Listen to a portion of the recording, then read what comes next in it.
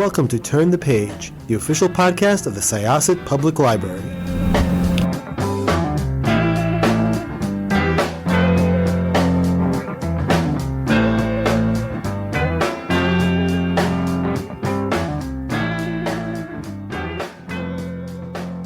Hello, everyone, and welcome back to Turn the Page. I'm your host today, Jen, and I'm here with the author of many things, of fiction, music writing, lots of different types of journalistic writing, fiction, as I said, and a really exciting book about one of my favorite TV shows today.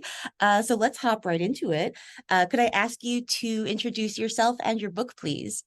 Hello, I am Bernadette Giacomazzo. I am the author of The Golden Girls, A Cultural History, which is out now on Rowman and Littlefield Press. Thank you so much for joining us. Yes, thank you for having me. No problem. This book was amazing. Like, as I said right before we started recording, like, I have been a fan of the show for a very long time. I did not think I had that much to learn, and I had a lot to learn, and this book taught me so much. But before we get into the book itself, I was wondering if you could talk a little bit about like your career and how it led you to this book, because as I mentioned, you've written a lot of really cool things and you've done a lot of really cool stuff. So could you talk about maybe how that led you here? Yes, well, I am an editor, writer, photographer, publicist, and all-around industry geek. Been that way for about 25 years or so. I have written for a variety of publications. My work has been featured in everything from People and Teen Vogue, Us Weekly, the Los Angeles Times, New York Post, to more niche publications, like Hip Hop DX, which is where I currently call home, Fan-Sided, which is also where I call home, and a couple of other cool places in the hip hop industry. How did I get to write this book? A friend of mine, Bob Batchelor, had said that Rowman and Littlefield was looking to reignite their cultural history of television series. It had taken on a different tenor than what they had wanted in the past. They took a very academic approach to television, and unfortunately it fell flat. Even though the writers were extremely talented and they were some of the most brilliant writers of our generation, they were all professors, and so they took a very academic approach to television, and that's not really what television, or really just any kind of pop culture thing, film, podcasts, video games, you really can't take a hardcore academic approach to it. You have to take a combination of academia and trade writing and commercial writing. You have to appeal to people while also, teaching them something new. So that was the approach that I had taken. And I had pitched two books to them. The first was In Living Color, which was released back in February, and the second was The Golden Girls, which was released in August. And that approach turned out to be the smarter move, and the cultural history of television series is back up and running. That's kind of how I got connected with Rowman and Littlefield. And next year, actually in 2025, I should say, I will be releasing Law and Order, A Cultural History, also on Rowman and Littlefield. So I'm very happy with how it sort of has taken on a life of its own, while also giving a whole new insight into the Golden Girls. Wow, that's like a really interesting trio of shows to treat. Because Yes. you were talking about In Living Color, I'm like, yeah, these are, Golden Girls, and In Living Color, we're dealing with like hot button topics, like in a comedic way. And then with Law and Order too, has just like for decades been like reflecting the culture kind of back to us, So Yes. So yeah, and in terms of this book, one of the things that you mentioned right in the beginning, you give a quote from Susan Harris, the creator, and she says that the show paints a picture of all of the possibilities for family. And that immediately struck me so much, because I think it speaks to two things that are super core to your book, which is that one, it was like speaking to an audience of like older single women for the first time. Yes. And was like also talking to like a queer audience for the first time too. So could you talk a little bit about like, maybe like, yeah, like talk about the show in this lens of like how it is portraying alternatives to family and like new possibilities for society, perhaps. Sure, yeah, absolutely. Well, as I mentioned in the book, queer culture as we know it today was first starting to bubble up from the underground in the late 1970s and the early 1980s, but it was not as mainstream as it is today. Mm-hmm. You have to remember that, what we consider, like, for example, different houses, like the House of La Beja, the House of Ninja, the House of anything that we know as the House of Extravaganza, anything we know is like a house in queer culture. What wasn't actually just a thing where it was just a collective of people coming together and being, fashionable and going to balls together and that sort of thing. There was a real need for the house in queer culture, because at that time, these kids were being thrown out en masse by their families. They were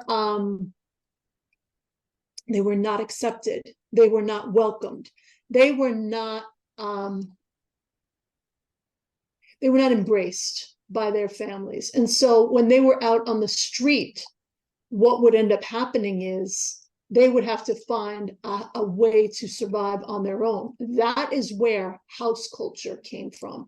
And that is where we started learning terms, for example, like the mother of the house, the father of the house, because these gay folks really did take on that role of mother and father, and all of the charges, for lack of a better putting, that they had under them were their children.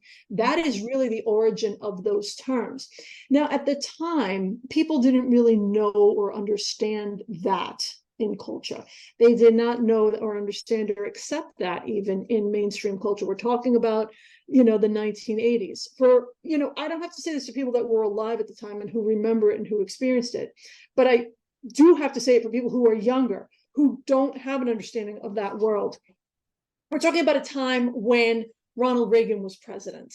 And we're talking about a time that his press secretary was cracking jokes about AIDS at the expense of gay people, and the press corps were laughing along with it. We're not talking about, times of today with Karine Jean-Pierre and, people pushing back and her putting people in their place.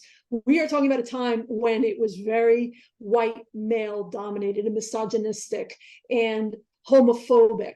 And that sort of ultra conservatism that many people look at as sort of an anomaly to being a conservative today is very much, what was the accepted norm. So to counter that, Susan Harris said, well, maybe I can't do things about like a house, because that's not really it, but I can show family in another way. And sometimes, even on a more simple level, family sometimes isn't what you're born into, it's what you find. And that is just as important in your life as your blood family, because there are plenty of people that come from blood families that don't accept them, that disown them for stupid reasons, that are abusive, that are ignorant, that are just not there for them in the way that they need to be. And that's how she created the Golden Girls. And you add that additional layer of her speaking to older women, which I also talk about in the book, who at the time were very much viewed as matronly and matriarchs and having no identity outside of their husband and 2.3 kids and the dog and the white picket fence. That was the depiction of women on television. If she didn't have a home and she didn't have a family, she was kind of like an anomaly. And even in the 70s, when we had things like the Mary Tyler Moore Show, she was the outlier. She was not the norm. When we had, different people that were like single women and like, oh yeah, we're breaking on our, look how many strides we made in the late 1970s. Oh, well, guess what? At the end of the show, she got married. So, there she goes right back into the white picket fence house. And, come on now. Mm-hmm. And so we didn't fathom a time back then when we would have like Sex in the City and single vibrant women dating. We didn't fathom a time that it was living single, 4 women roommates living together. They were all professionals and high powered and just going through life. Girlfriends, we didn't think about that. We did not have that back then, but that was the first sign that yes, we did have that. And no, nobody dies at 50 and they don't stay home and bake pies when they turn 50 and they're lost without their kids. They're active and vital because, as my mother always likes to say, before you, there was me. And so believe me when I tell you, I will be fine when you leave this house. I can't miss you if you don't leave. So that's kind of, that's kind of what, the Golden Girls was really at the core all about. And it was told in a very humorous way. Yeah. Yeah, it's a really, a lovely story of the show. Like you talk about the themes of the show and also like a lot of behind the scenes stuff too. And you get into the real relationships behind, the four girls, which is really really touching and really fascinating. Mhm. One of my favorite parts is that you do a lot of like ranking. So you rank your favorite episodes for each of the main four characters. And then you rank them in terms of like writing, in terms of what they can teach you for comedy writing and structuring narrative and stuff like that. And I was curious, like, what was that process like for you? Is it hard to pick favorites and rank them? And did you have to do a lot of rewatching and stuff like that? Oh yeah, absolutely. When I first saw the Golden Girls, I was much younger than I am right now. I was a kid going into, my teenage years. And I also came from a very different world than a lot of people did. I grew up in New York, and I started in Far Rockaway, and when I was 10, we moved out to the island. So I was around people from different walks of life. I was around people who, who were gay, who were in interracial relationships, and that sort of thing. And that's kind of like hard to fathom today, that would be an outlier. But you have to understand that even people who are from like, parts of the Midwest or parts of the Deep South, they don't get to see that. There are some people that will email me and tell me like, listen, the first time I ever saw a Black person was on my television screen. I'm like, well, where the hell did you live? So it's kind of like, that's something that you have to take into consideration too, that you're not when you write, you're not talking to yourself, you're talking to everybody around you, and you have to give them the full context of what it is you're talking about. So I couldn't approach it from 10-year-old me watching Sophia, because she reminded me of my Sicilian grandmother on the screen. I had to come at it as like, hey, I'm 45 years old at this point, and I am seeing it through a world of life experience, through salient points of today, how it was today versus how it was back then. And I'm also seeing it as an entertainment industry professional, as I have been for several decades. So I had to take away the fandom of it all and really break it down into something that was very technical, almost clinical in a way. And I had to approach it from an objective eye and rewatch it as though I had just watched it for the first time, with that level of life experience, knowing that this is what I had to do, in terms of breaking it down from, for lack of a better word, an academic standpoint. So that was kind of my process with that. Nice. One of the things that really like stood out to me about reading those sections as a whole is that, because there's a good lesson, I think, for like writing character and conflict there, in that like your best character moments are not going to come like from them encountering like the parts of themselves that already exist or are associated with them. It's like when they go outside their character, and have to like expand who they are or encounter something that's not the norm. So for Rose, it's episodes where she's like particularly maybe clever and empathetic. And for Blanche, is able when she's like able to put her ego aside a little bit, like it tests character in a way. Do you have like a favorite character in terms of like who you feel like generated the most interesting stories? I do. It would have to be Dorothy and Sophia. It would be tied for them, mostly because that was, as I mentioned earlier, that's my family. I identified greatly with Dorothy, especially as I got older. That old hard scrabble. She was from Brooklyn, but and I'm from Queens, but it's very much that five boroughs type of no nonsense approach to life, in living a life that was rich and full of different experiences, and almost having like, she had a very biting sarcasm, but it was always tempered with love. Mm-hmm. And that's kind of what I think a lot of people miss about Dorothy. A lot of people look at her and they say, she's so sarcastic, she's so hardcore, she's so hard-nosed, but there was so much love in everything that she had said. She was never deliberately mean unless she was slighted first. And that is something that I definitely relate to in terms of who I am as a person. Sophia, like I said, that's very much within my family. And I said this in another interview. It amazed me that Dorothy and Sophia were played by B. Arthur and Estelle Getty, respectively, two Jewish women, and they got the Sicilian from Brooklyn thing down so well. It was amazing to me. And we're talking about that they did this at a time when there was no social media, there was no sort of ways to like how do you do research on Sicilians from Brooklyn at that time? And they just did it, and it came so naturally to them, and I identified it. And being that is my culture, I would know the authenticity of it. And when I was younger, I was convinced that the actresses were themselves Sicilian Americans. So you can imagine that, as I got older, and you can knock me a little further. Oh, they're Jewish women from New York. Wow, they really knocked that out. So that made me respect them both as women and as actresses even more. Insofar as Blanche and Rose, it's not that their stories weren't interesting to me. They were. They just gave me a strange perspective.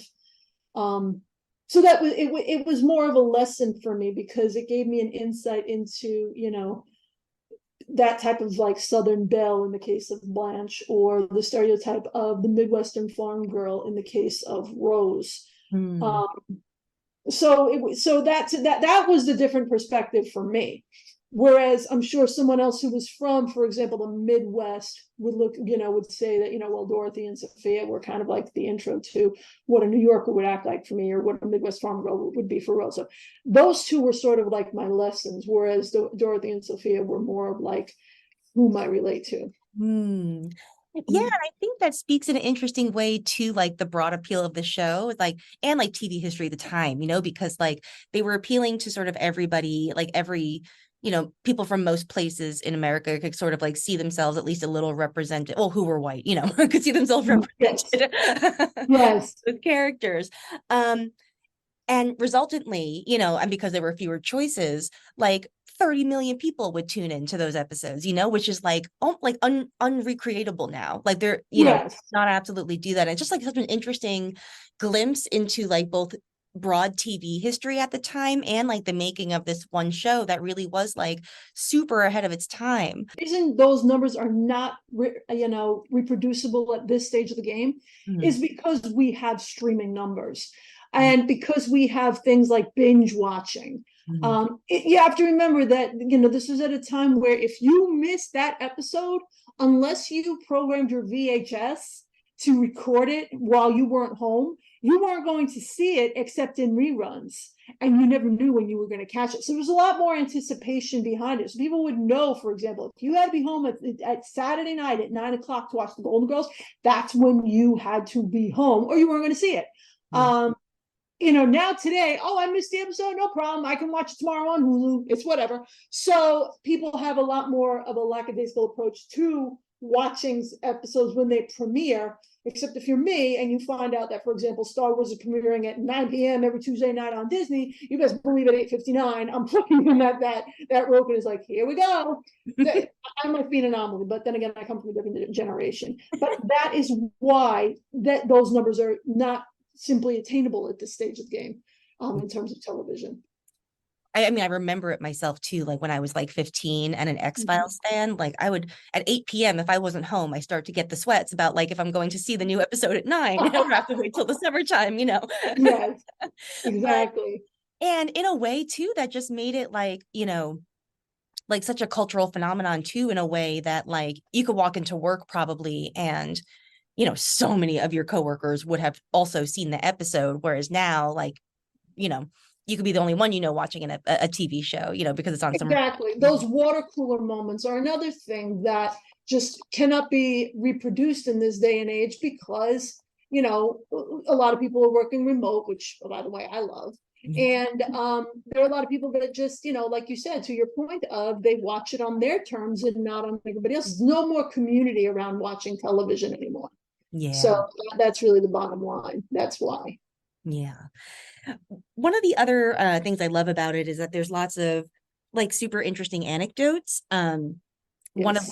one of which is my favorite is that Lady Di and Freddie Mercury used to watch the Golden Girls together. Oh Yes, my God, that it was must have been hilarious to me. a fly on that wall, like that just Oh sounds. my God, yes. And just the thought of Lady Di, like, turning it down. I mean, Freddie Mercury, I can easily picture turning it down and like replacing it with like X-rated dialogue. But Lady Di, I mean, the Princess Diana Yeah, doing that was just like, damn, that would have been amazing to listen to. so good. Like, where did you like learn things like that? Like, what was your research like?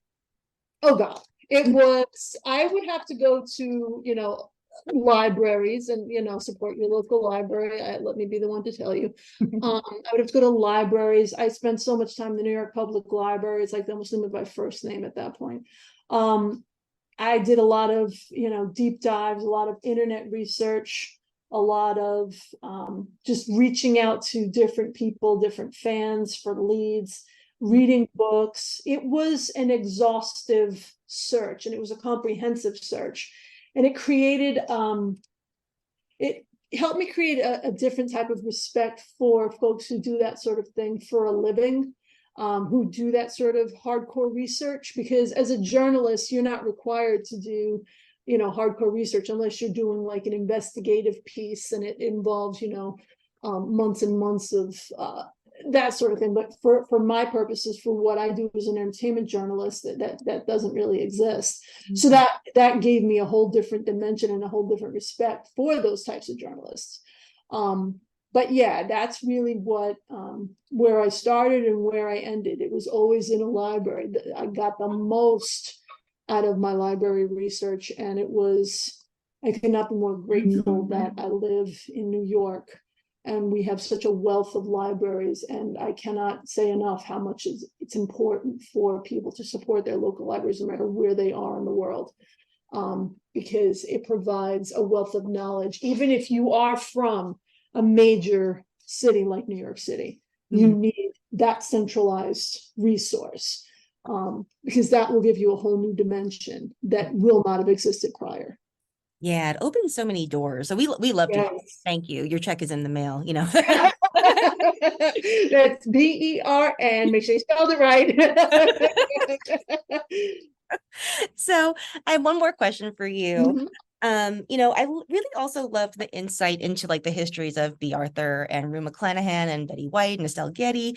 And what I found most fascinating was that they sort of like represent this era of performer that like doesn't really quite exist anymore, where like everybody was a triple threat, because they can all sing, they can all dance, they can all act, and like there was like a standardized like set of skills that you would have as a performer too, and like investigating all of their connections to like the other performers at the time and all of the great guest actors, who were on the episodes too. Like, did you find yourself learning a lot about like also the deeper history of our entertainment and sort of like where things started out? And Yeah, I did, because in one of the first introductory chapters, I talk about just really how the evolution of women in the entertainment industry were. And it was actually Betty White who, God rest her soul, she was actually a groundbreaker in that regard. She was one of the first women to have her own show that was nationally syndicated, which was absolutely impossible to achieve in the 1950s. She was the one who was brass tacks behind the scenes, learning the ins and outs of the business. At a time that not only was the business very nascent, but that women just simply did not have those types of roles. For all that, there is this new sort of anti-intellectualism surrounding the tradwife movement, which again I also talk about in the book, in that we should all just go back to the 1950s when women were at home making sandwiches for their husbands and their kids. And this is, first of all, that is intellectually dishonest. 30% of the women at that time worked outside of the home, and that number went up exponentially as each decade passed. That's the first thing. The second thing was that even for women like my grandmother, as long as I can remember, women all the way as far back as my great grandmother, from on my mom's side, they were from Naples. On my dad's side, they were from Sicily. They worked. My great grandmother came here on my mom's side with nothing but 13 kids of her own, 4 kids of her sisters, and opened up pizza parlors and just put all her kids to work. At 8 years old, my grandmother was making pizza pies. I only saw my mom working. Even on my father's side, my great grandmother worked the fields. My grandmother worked the farm. When she came here, obviously she didn't have as many opportunities, but she would take in sewing pieces because she didn't speak English, so she would sew. So this sort of philosophy of, women were back in the kitchen back then, that is intellectually dishonest. No, they weren't. What you were seeing on TV was nothing more than advertisement, because it was a way for women to go back home after the Second World War and the boys came home, so that the boys could get their jobs back, because the women were that good at what they were doing and they needed to send them back. So that's the first thing. And the second thing that I learned too was just really the tenacity of the 4 women, but most especially of Betty White and of Bea Arthur, because in addition to Betty White being brass tacks and learning the ins and outs of the Hollywood industry, you had Bea Arthur that was climbing the ranks in the armed forces, speaking of the Second World War. And she married a man, and she did what she was supposed to do, and she just decided, hey, you know what, I ain't happy with you, you gotta go, bye, but I'm gonna keep your name because I'm Bea Arthur, and that's what's gonna make me famous. Thanks for the name, bro, peace. And she like that to me was like, oh, I just love that. Like, you make me miserable, you gotta go. And this is in the 1940s. We just didn't do that. You make me miserable, you gotta go, but I'm keeping your name because that's what's gonna make me famous, bye. Like, I just love that. That sort of thing is what really inspires me as a woman, because even in the 21st century, with all the strides that we've made, with all that we see women in positions of power, with all that we have, all these wonderful things, and it's not unusual for women to have achieved as much, if not more, than the men in their field, we still have, as I said, the intellectual and the intellectual dishonesty of things like the trad wife movement, put them back in the kitchen, and sort of like this regressiveness. And that's what makes things like the Golden Girls even more salient, because if you know where you come from, you will always know where you're going. And that's where we came from. Those women knew what it was to be shoved back into the kitchen, and that time against their will, because the boys needed to get back to work. And if you knew that, then you'll be damned if that's what you're going to go back to. You will be damned if that's what you're going to go back to, because I mentioned, just even other things in the book. The Violence Against Women Act wasn't passed until the Golden Girls was in full swing. This, by the way, was something else that I addressed about in Living Color, that what we know as apartheid in South Africa, for example, apartheid basically was still going on when In Living Color was on the air. And it did not get abolished until 3 months after In Living Color went off the air. That's another thing that, when you put these shows into the context of their times, and you think about historic things, the falling of the Berlin Wall, the end of apartheid, the Violence Against Women Act, the overturning of Roe v. Wade, when you put these momentous things into the context of these shows and you realize what was going on, those shows, whether it be In Living Color, the Golden Girls, or even Law and Order, whatever it is, they take on a different level, a different tenor, a different import, a different understanding. And it makes those laughs even more both bittersweet and meaningful, because it's like, my God, after all this time, you realize that 1985 was almost, we're going into almost 40 years ago, almost 50 years ago at this point. 1985 was almost 40 years ago, and 1975 was almost 50 years ago. You think, and hi, Gen X here, we're still alive. We know what that was. That's kind of, again, that was to close this out, that was the approach that I took. You may not remember, but I damn sure do. And if you don't learn, this is where you're going to be back to. My gosh. Yeah, that is like a lovely wrapping up place because I think it really talks to like the import of the show and like the Yeah. attitudes of the people making it and the actors themselves, because I think all the women themselves were super progressive and Mhm. enough so that like they weren't afraid to portray themselves as the closed-minded one, in order to teach the lesson sometimes, like because Blanche Yes.